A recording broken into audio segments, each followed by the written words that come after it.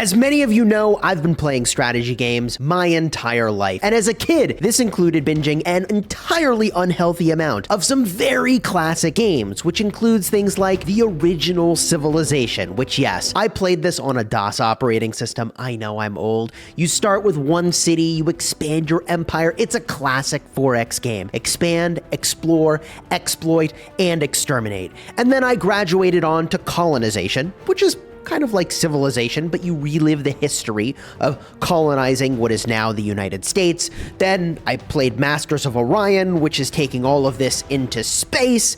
And then, of course, games like Warcraft, real-time strategy base building set in a fantasy universe, and also Age of Empires, a real-time strategy game based on history. Now, I remember fondly that as a child, if I stayed up too late, I might sneak downstairs to watch my dad masterminding a single-turn takeover of the entire map, or in the case of a real-time strategy game, managing a decisive single attack that wins the game. And it's almost ridiculous to say this out loud, but many of you may not know that, like, when I was a kid, I remember my dad saying that, one day when you're in college, I'd be playing one of these games on a device so small that it fits into my pocket. And little did I know how right he would be. Not only that we have smartphones that fit into our pocket, but I actually make a living being a content creator covering these kinds of games full time. And for the last 5 years, really since the release of Rise of Kingdoms and when I started my YouTube channel, I have been very fortunate to share this passion for gaming with all of you. And I think the reason I love mobile strategy games in particular is that it combines strategy, which is, hey, what can you get done with what you have, with a collection aspect. What can you grow and accumulate over time? And that together, strategy and collection, when you battle other players, is very fun for me. Now, over the years, I've become a bit of a connoisseur for games in this genre, and I always keep an eye out for upcoming games that have tremendous potential, which brings us to the topic of this video. Recently, the makers of a new mobile strategy game asked if I would check it out, and I could not believe who had messaged me. If you had told me as a kid that when I was playing Age of Empires, one day I'd get sponsored to review their upcoming mobile game and give an early access look, I mean, I can't even imagine how excited I would have been. That's right, folks. The footage in the background right now is for a new Age of Empires mobile game, and this early look video is sponsored by the makers of the game.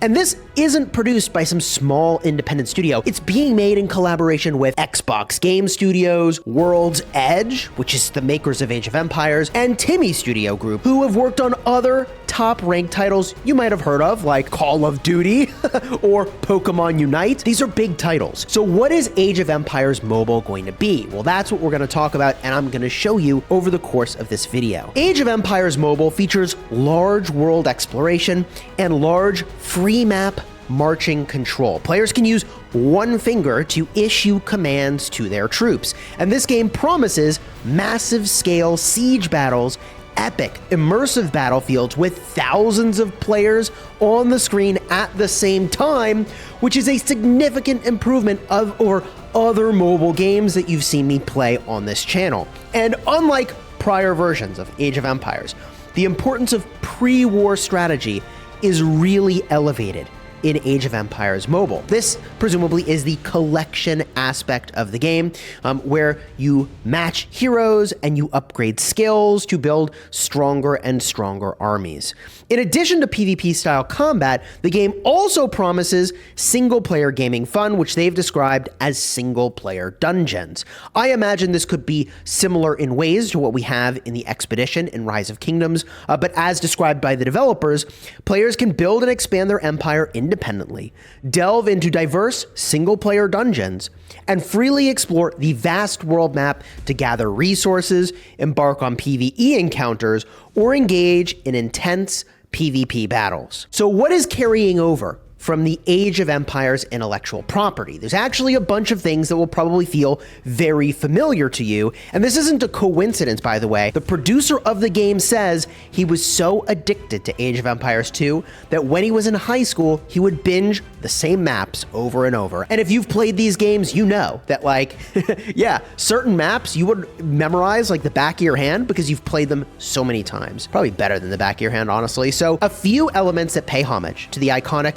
Age of Empires original intellectual property includes things like villagers, trebuchets with their strategic function, rich resources for gathering, like how you would go fishing, hunting, picking berries, farming for stone and gold, mining, the sound effects, the music. The development team really is committed to showing their love for the original Age of Empires intellectual property and adapting it to this mobile game. And even though the pace of building cities and developing civilizations is much closer to a mobile game. So presumably you like build up your city over time as you grow your power and your collection.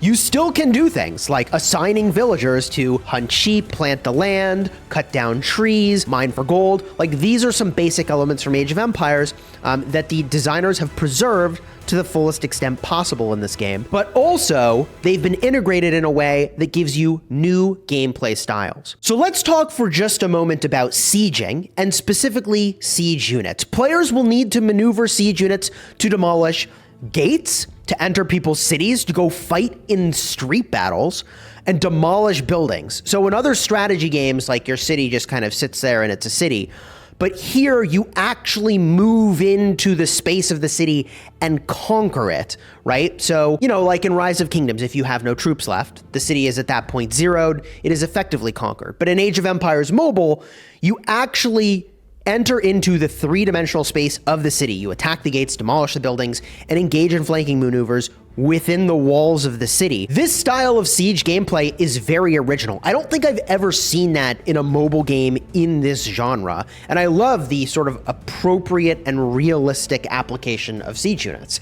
Like, siege units are used in a way that makes sense here. And for the units, it seems that every player will have their own real-time controls, making the battlefield more unpredictable and dynamic. I mean, you never know what people are going to do. Even all the way down to the different architecture for each civilization, it's not an accident that the game feels so similar to the original Age of Empires, and according to the developers, an incredible amount of detail has gone into the heroes as well, and this of course includes their animations, which have been made meticulously to be historically accurate. So this brings us more into the topic of gameplay, right? Like, what can we actually expect from the daily experience, and potentially what might the end game start to look like? And according to the developers, you can discover and conquer a vast and lifelike world where you can witness mist rising over the expansive seas, rays of sunlight illuminating snowy mountains, and oases emerging in the desert. And by the way, you did hear me reference water features, where it sounds like some form of water travel will be involved. And I've been saying for ages I would love to have like water warfare and terrain strategy become more of a part of Rise of Kingdoms, and I think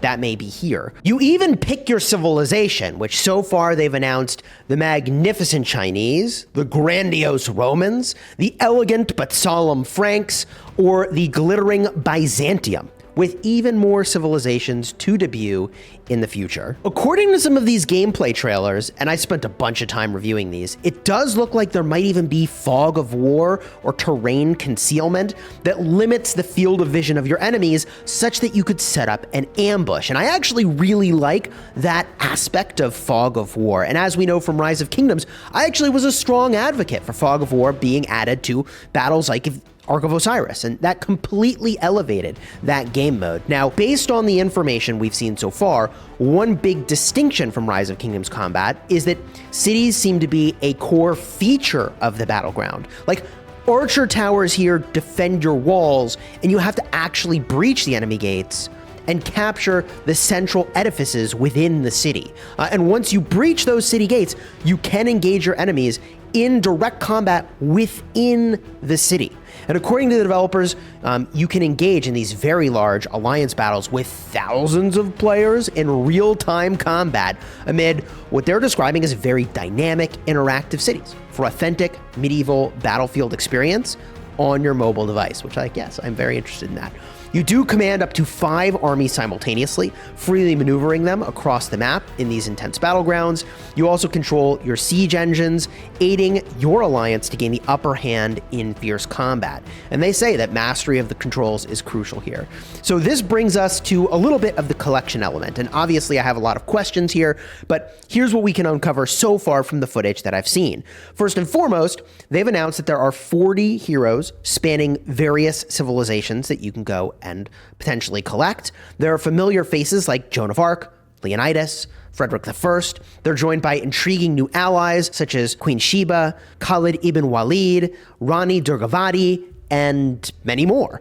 You combine the unique attributes of different heroes to create your own powerful and unique force. And based on the footage, it looks like heroes have levels, stars, typing, skills, and that there are even 4 troop types, which includes infantry, pikemen, archers, and cavalry. Now, I want to talk about those unit types in a second, but I do also want to say that there should be, I think, unit countering in this game.